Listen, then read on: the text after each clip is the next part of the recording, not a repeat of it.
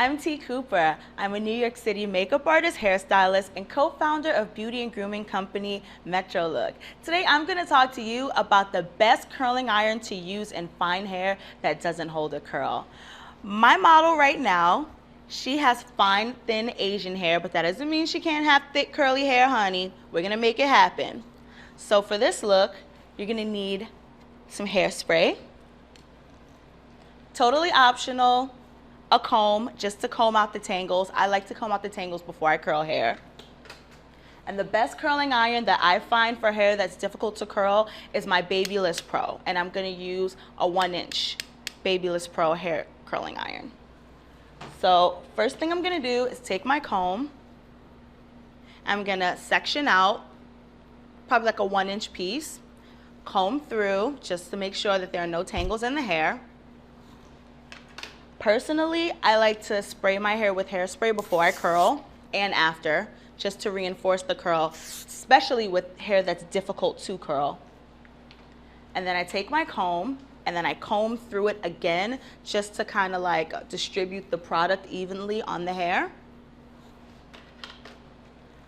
Then take my trusty curling iron.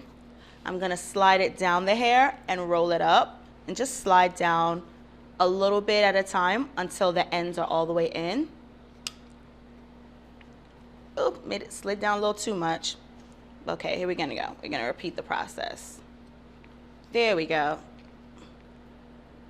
And then you hold it until the hair is hot. Since this hair is kind of difficult to hold a curl, you really, really wanna make sure that the hair is hot.